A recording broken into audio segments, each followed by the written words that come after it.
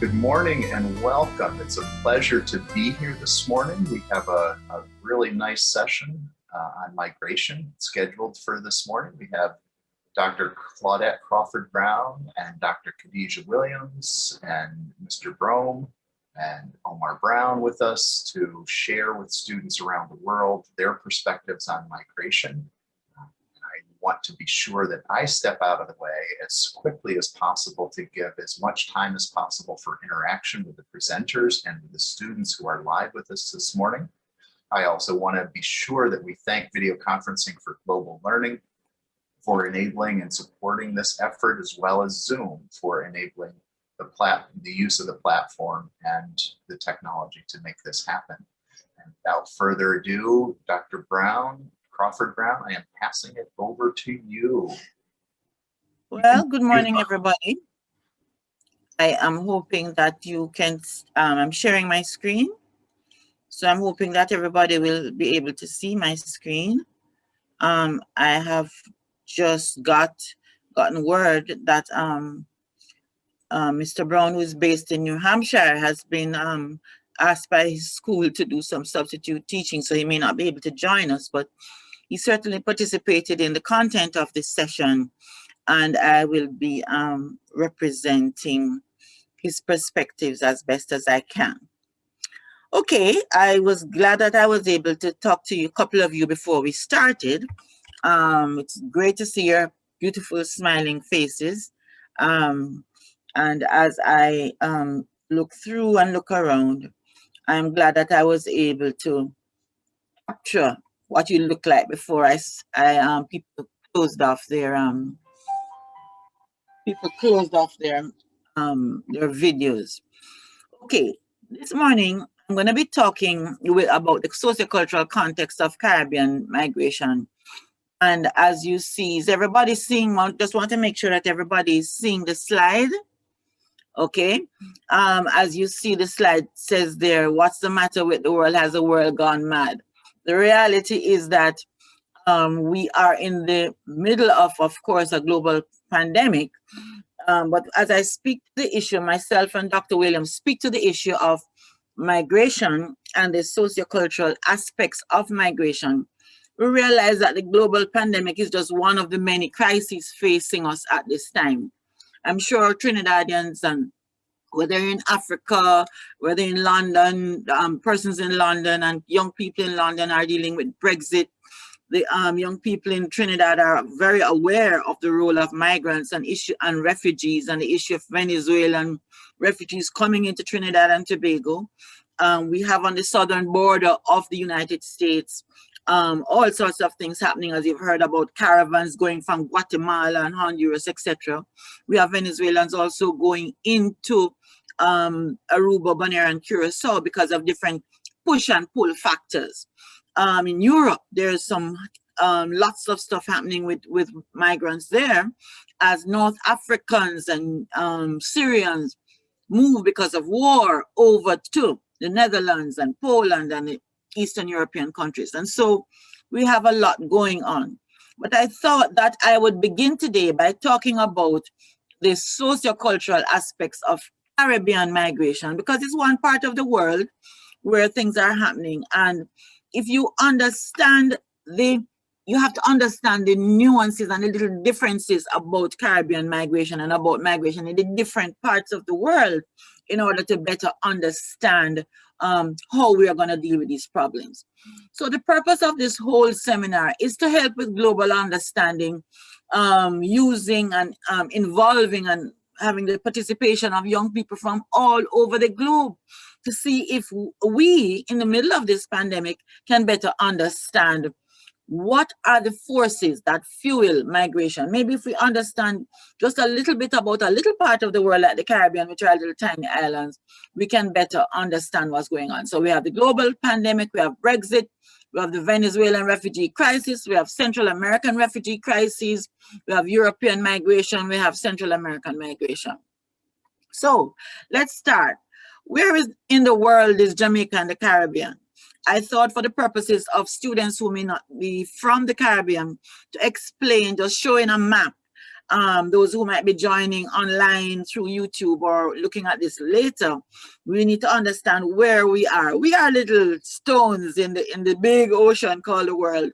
And so Jamaica is, and Trinidad, you can hardly see countries like Trinidad. So I'm going to jump to indicate where we are and then show you now that all the little dots that you see represent actual countries. We are not just little dots on a map. We are people too. And there's a map of Jamaica, and sure, most people know where Florida is. So I thought I would show the Caribbean in relation to where Florida is and Cuba is.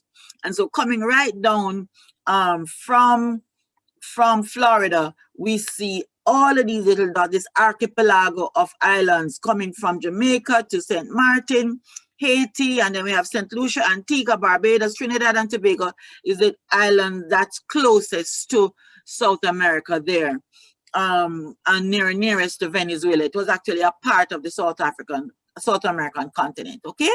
So now that we know where Jamaica is, what's the reality? The reality is that the Caribbean is the world's playground. We live where you guys vacation, and when I say you guys, I mean you guys outside of the Caribbean vacation. And so I am right now on the north coast of Jamaica at a resort, and I just yesterday was talking to people who are here vacationing from Canada. They are here from all over the world, and even in the middle of the pandemic, some of them got through and did their COVID tests, and they're sitting on the beach right now enjoying this place which we call home.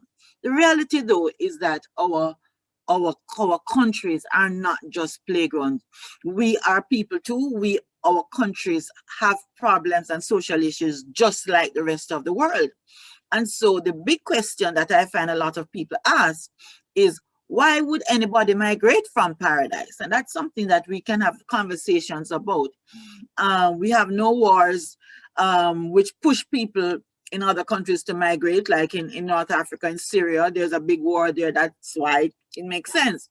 And so a lot of people, when they see us in the countries of the North and the cities, they say, but why would you leave Jamaica to come to New York? Or why would you leave Jamaica to come to London or to Toronto? Because you don't have political persecution, we don't have wars.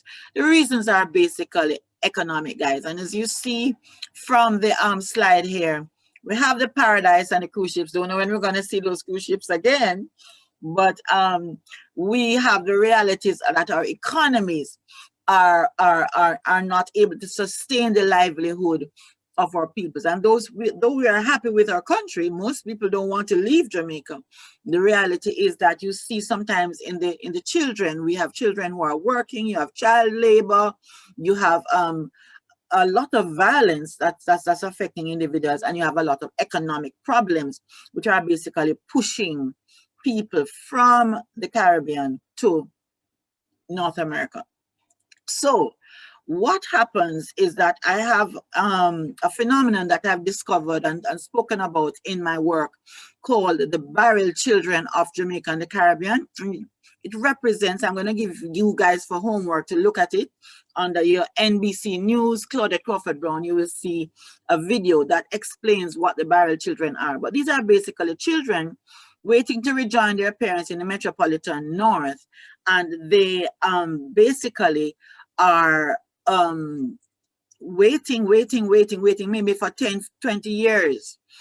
The reality is though, guys, that our migration patterns are such that it has certain characteristics. One of them is that we have a situation where our people have to leave their children here in the Caribbean and leave them for long periods of time, sometimes 10, 15 years. Migration is not like it is in other countries or with the middle class of the Caribbean, where the whole family migrates together. We have something called serial migration. We have what we call bridging family members, where we have one person. It is, as we know, it's because it's tied to the labor market. It's money we're looking for jobs. So you have the Panama Canal earlier, then we had migration to the UK. And then guess what, guys? It changed. because migration to the UK changed where men were leaving, and suddenly we found in the 70s a lot of women were leaving. And so if you look at the pictures here, you see that in the 40s and 50s, we had our men leaving to go and help to rebuild the countries in the UK. But after the 70s, when those doors to England closed, guess what happened? People started migrating to the US and Canada. And what do you see here? We have a lot of women who are migrating because they are nurses, people coming here and taking our nurses out of the hospitals and say, please come over to North America and Canada. The nurses need the money, so they leave. And so you have a brain drain going. And the women who are also migrating include women who are taking care of children, babies, and elderly people. That is the factor I'm suggesting, ladies and gentlemen, which causes a difference in the Caribbean migration pattern. Because guess what happens? When mummies leave and mothers leave, because of the structure of our families, women play a very important role in our families. And when those women leave, we therefore face a different set of problems. And so I have something here called, there are various factors that I want to mention. One, the migration pattern has control factors, spatial factors, interpersonal factors, intrapersonal factors, and the thesis as put forward by Omar Brown, who was the other presenter, he speaks about differences in issues of family inclusion and family exclusion. So what happens? When the migrant leaves from Jamaica, there's lack of control. They don't leave because they want to leave today. They often have very long drawn out periods of time where the migration process takes 10, 15 years. So a mother may have to be separated from her child at age 3, and she doesn't see that child again until that child is 15. That's a lack of control.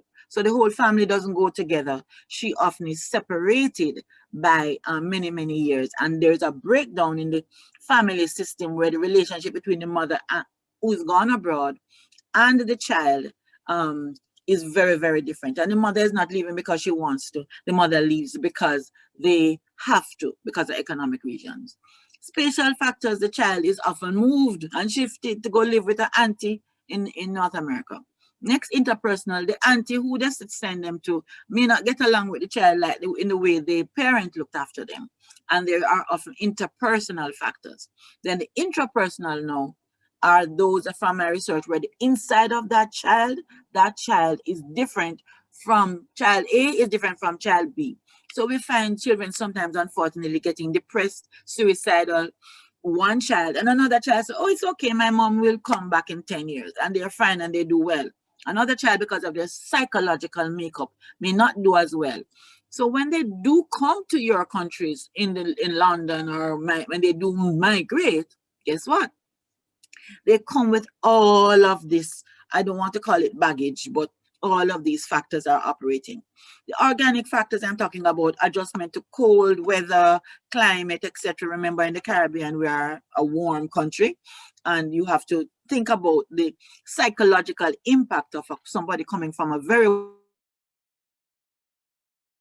warm country going to a suddenly cold country. Very few people do orientation programs. There was one in Connecticut where we did a new arrivals programs. Very many people don't do that. They just expect people to just adjust to the warm climate.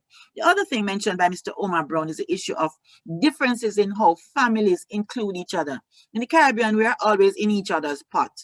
You have an auntie or you have a neighbor, and you come over and you eat at this person's house, and you go back and you go outside and you eat at another person's house, or somebody takes care of you and you call your mommy and say, oh, I'm having dinner here or there. That's a model of family inclusion. It's very inclusive. When those families or children do reunite with their parents abroad, they find families where there's a lot of exclusion, and the families are pushed out. It is us and them. You are different from us, so you are a them. Okay, so those are some of the major things. I want to move on to look at, therefore, what does this mean, and what does this mean for our adjustment? What does this mean for our ability of our children to in terms of their behavior. And I just want to jump on this before I hand over to Dr. Williams.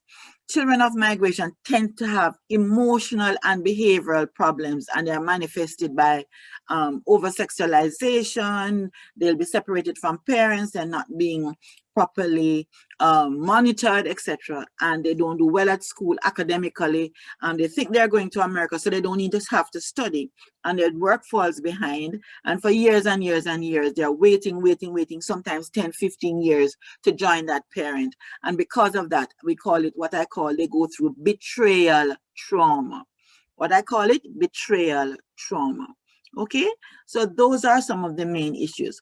I am going to just end now with the looking at the parental factors and suggest a couple of cases. I'll talk about that later, that we have to do telecounseling as suggestions for what to do. We have to keep in touch with kids, and I'm suggesting telecounseling be used. I'm suggesting that is at the micro level. At the meso level, we're going to have after school programs to support those children. And at the macro level, I'm suggesting that remittance agencies have little kiosks that would allow us in the technology to link parents and children in a way that we do that at Christmas time. But I'm suggesting that this be an ongoing thing that we link with our therapeutic agencies, and that we try to see if we can get through to our children that way.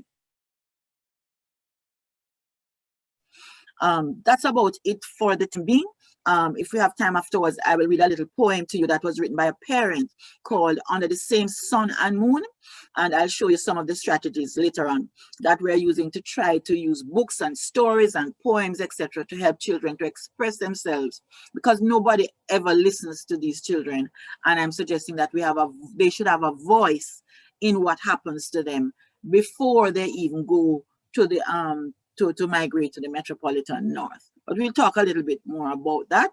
And I'm going to hand over to Dr. Williams, who will talk a bit about some of the real life case studies of what happens to these children who leave from the Caribbean and who go over to North America, United Kingdom, Europe.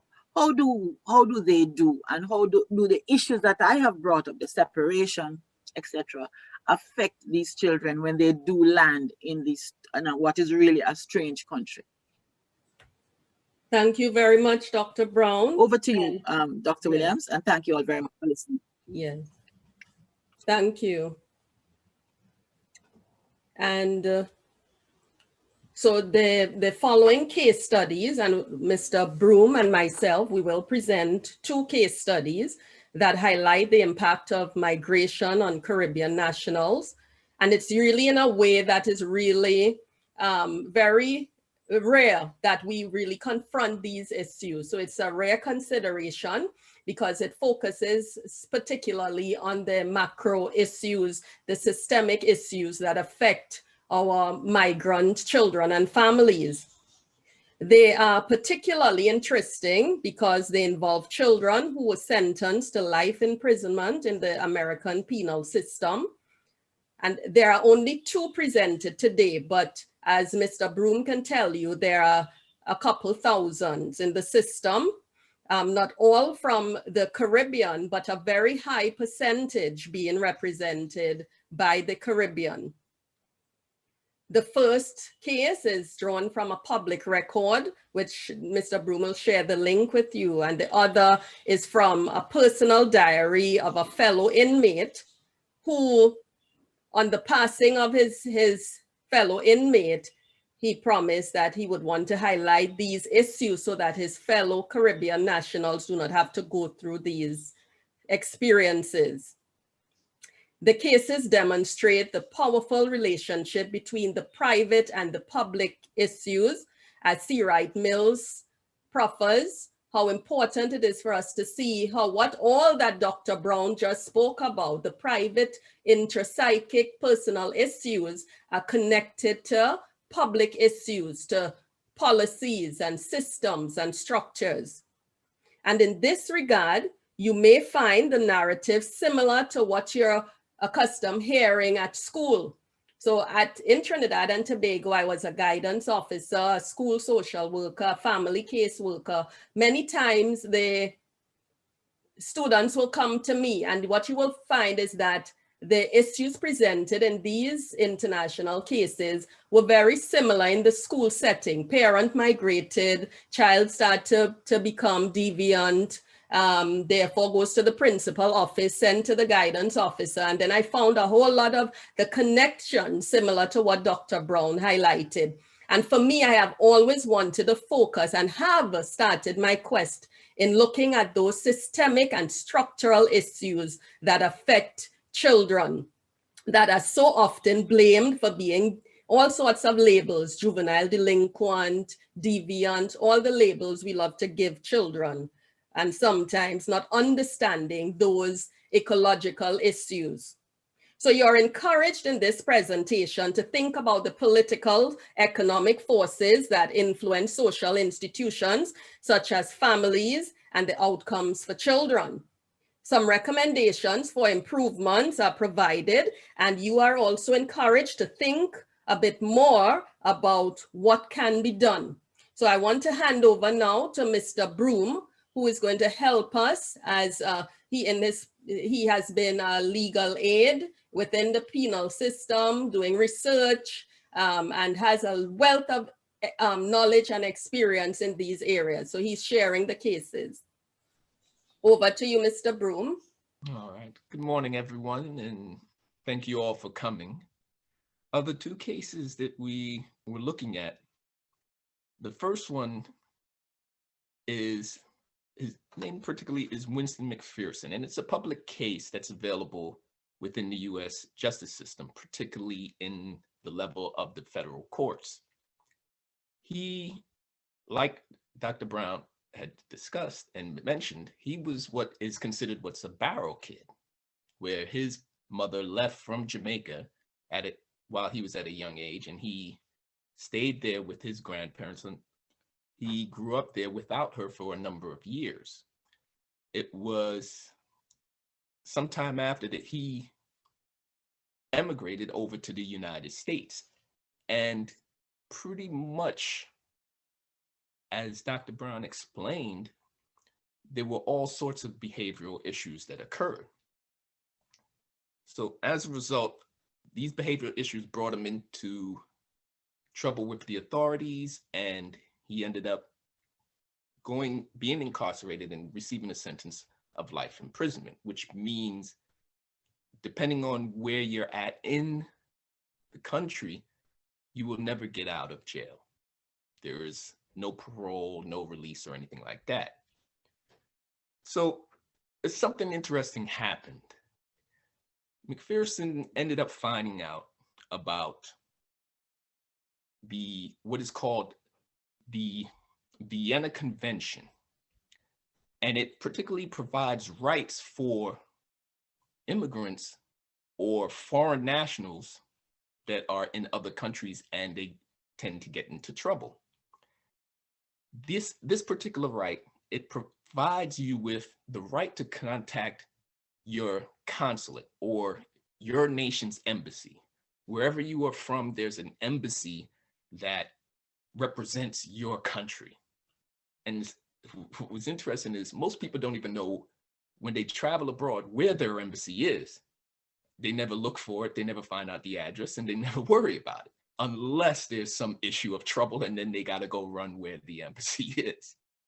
So along with this, the issue that came up was that he had a right upon arrest to call and be represented by his consular. The consular is he's like the embassy attorney. He can come in and he can say, oh, don't talk to my client, blah, blah, blah, blah. You know, you go over there, what are you asking him? And he can intercede and they can solve problems for this. But unfortunately, this isn't well known. This isn't even advocated. So he ended up challenging it in federal courts after he learned that the law existed. And the courts came back with a unique answer. because this had been years after his conviction. I believe it was about 23 years after his conviction that he finally learned about this. He's a grown man at this point. So it took him about 5 years of litigating and everything. And the case site that I have will take you to the court's opinion. And in a nutshell, they dress it up that, well, pretty much you're right. There is the Vienna Convention. It was adopted May 22nd of 1969. The US signed on to it in 1970. But you didn't say anything about it when you were arrested. So you snooze, you lose. And this brought up a very interesting question. Which do we have? Which supersedes? Do we have human rights that supersede, or do we have procedural rights that supersede? And by that, I mean human rights that you are naturally given, that you are entitled to, these things that everyone should respect. And procedural rights where the courts have their rules that nothing will make them change from. And what the courts was saying was that because you didn't advocate that right, you can't claim it now. Because you didn't say anything about it, you can't argue about it. So in essence, a procedural right is what McPherson encountered. This is what's called a time bar. And it prevented him and locked him out of the courts from being able to address it and raise it or even get any type of relief from it.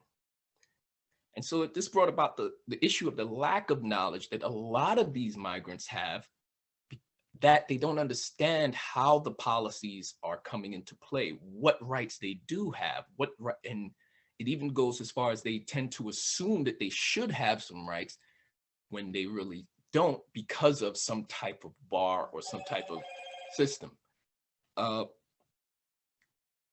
Now, the second problem is that unfortunately, a lot of the embassies aren't able, especially in poorer countries, aren't able to address the growing number of migrants within the penal system within the United States.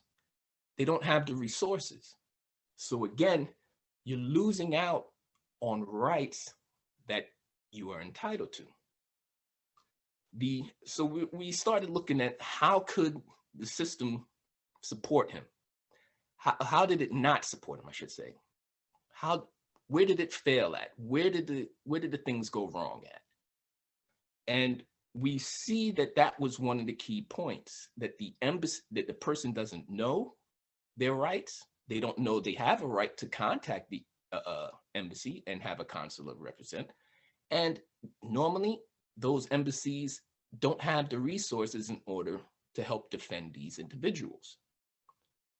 So we also were worried about, we also wondered about the ideal of the effect of this, because now without the knowledge, when you are a migrant, how do you get from the place of where they can just put you into a corner and say, oh, well, you're a migrant, we don't care, to being heard? It's a critical question that we need to answer. So it's something that we'd like you to look at, something that we'd like you to investigate and figure out, what is the difference? What rights are you entitled to as a migrant? And we'll get further into that. But the second case, we have a little video for you, which pretty much gives an idea of a similar migrant case, but with a different situation that was involved. We altered the name just to protect the rights of the individual, but it explains the general ideal of what migrants face, the complications that they are now coming into when dealing with migration and the issues that aren't discussed on a broader scale. Can we cue the video? All right.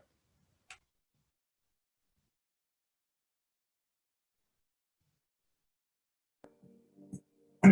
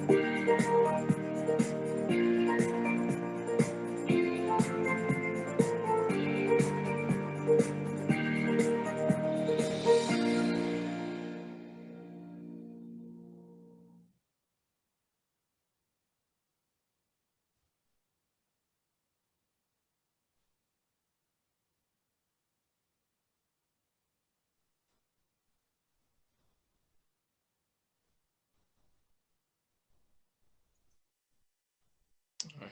Thank you, Mr. Carver.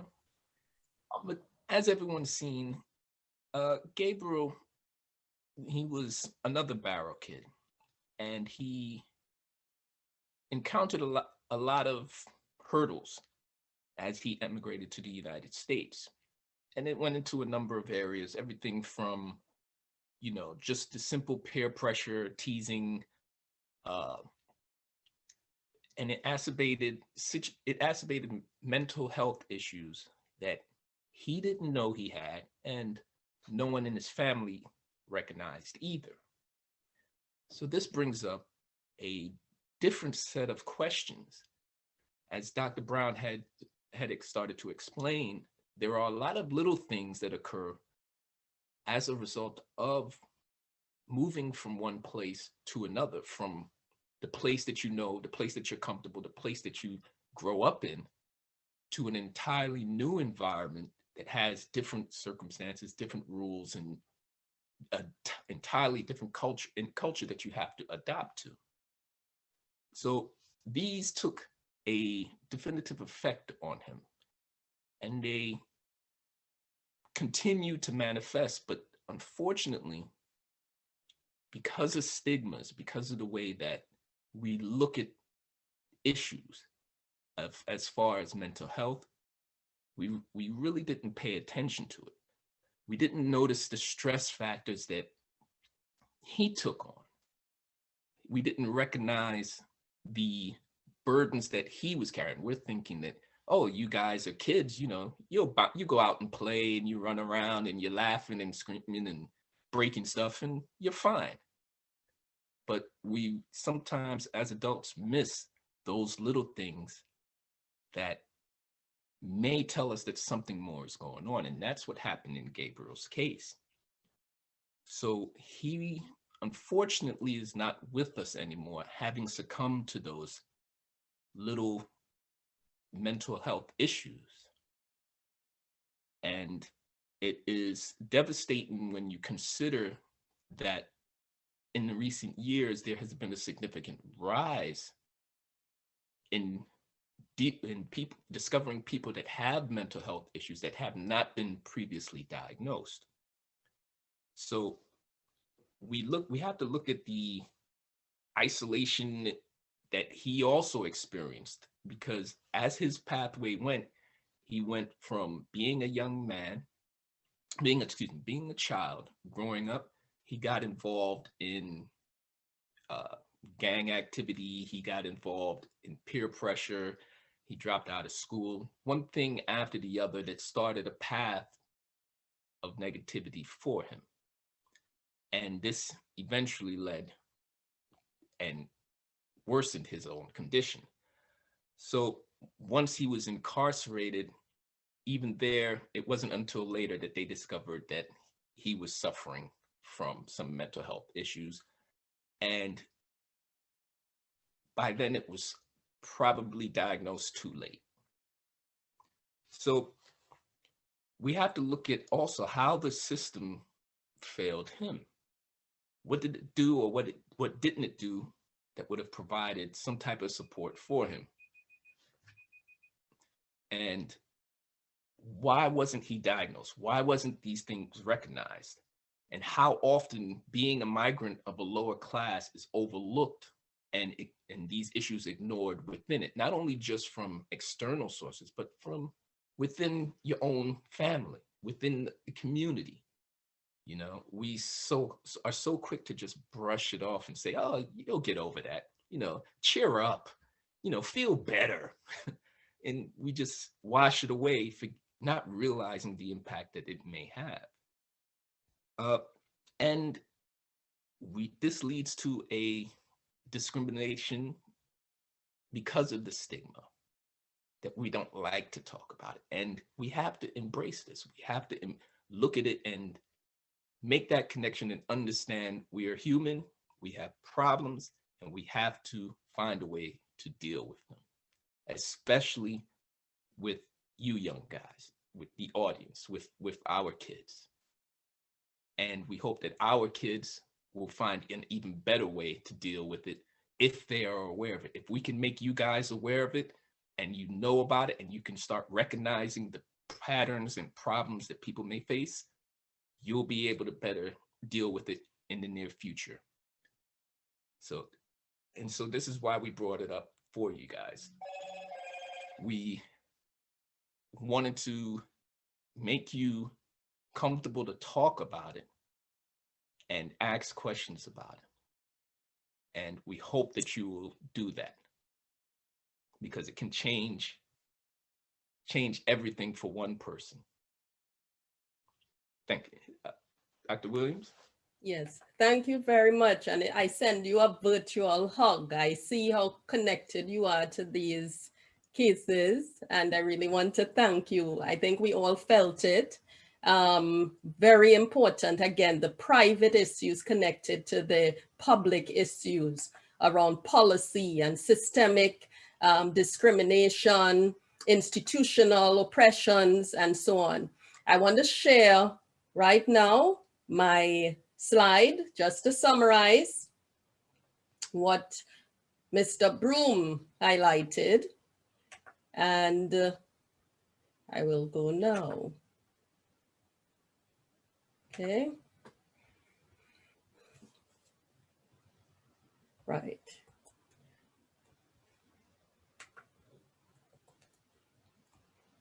Okay, so I'm providing a synopsis, a summary of what was presented in the two cases. And we see in the two cases, parents needing to migrate to other countries because their country of origin is unable to provide for their needs So that's one of the economic push factors. Primarily, people want a better life. They cannot get jobs. We even seeing it now in the pandemic. People are still, even though they're hearing different countries with the crises, they are opting to leave their homelands to go where they perceive greener pastures, and the economic push is there, and at the risk of losing your life, getting ill, and so on.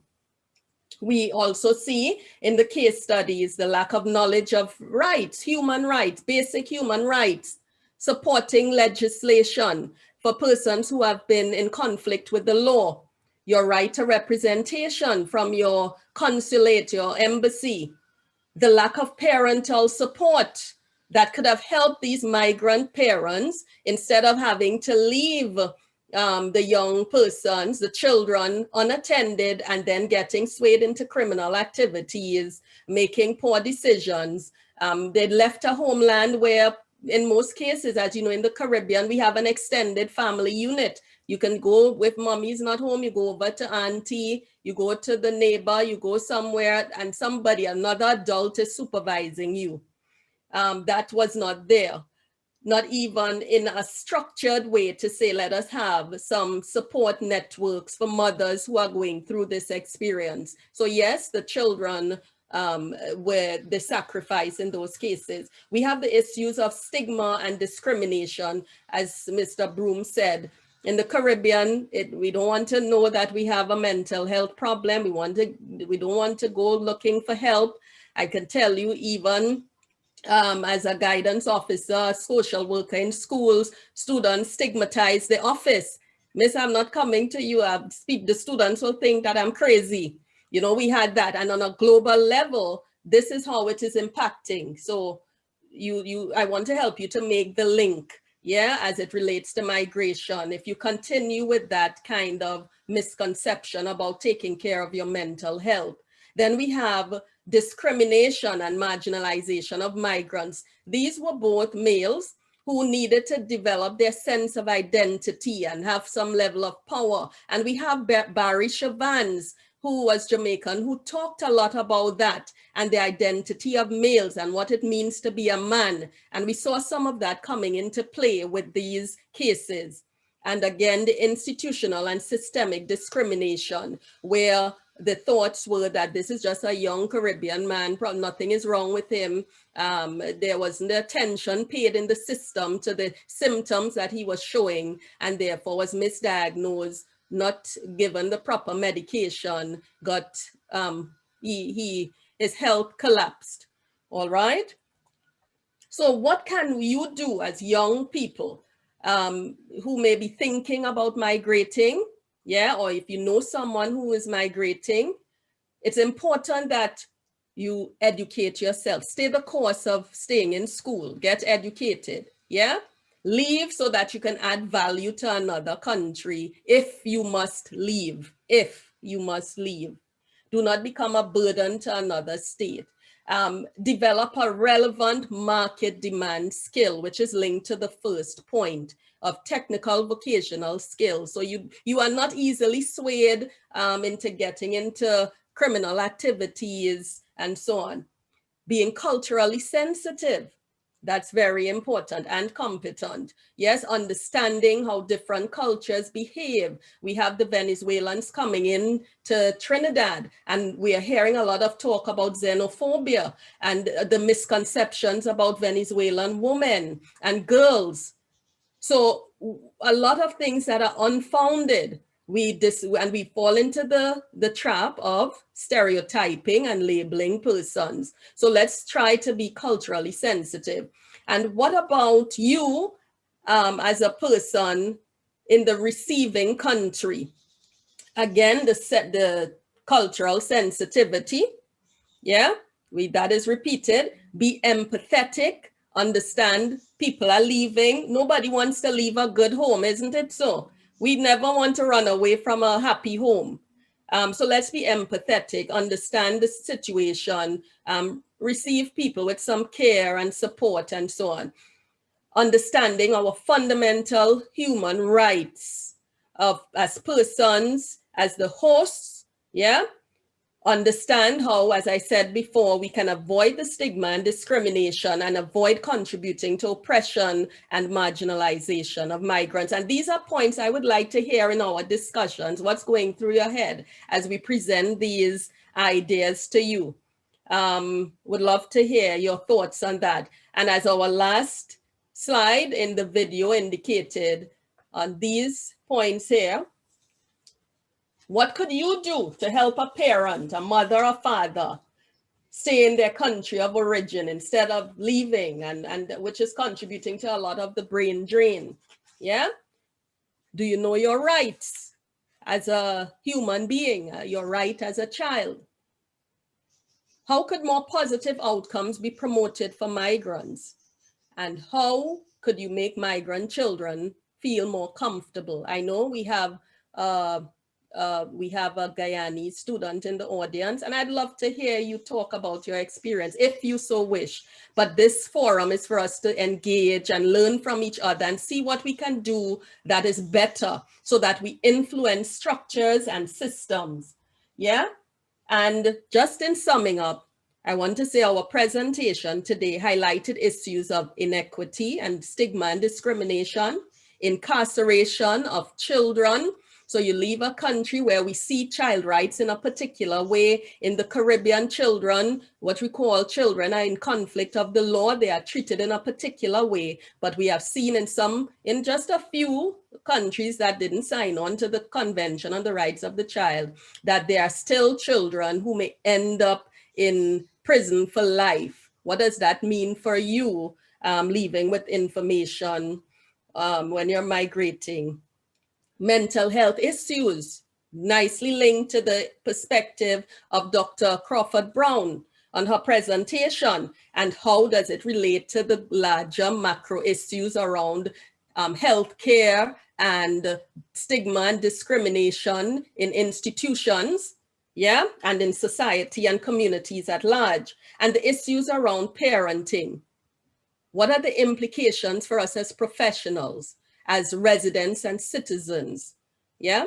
And, you know, just as another side note, I want to say, students, even at your school, you need to be familiar that you have rights. The consular that Mr. Brome talked about for a migrant in another country, the person who represents that at your school is usually the guidance officer, who is the advocate for child rights. If you feel that some injustice was done, yeah? So at the school system on a micro level, yes, a replica of the wider society, we are actually putting systems in place to help you to survive in the global space, to understand the more macro issues, yeah? And it is important for you, though, to understand this. So I want to close here, and I would love to get feedback. Dr. Brown, we would love to engage with you because this is your segment now. Thanks again for having us.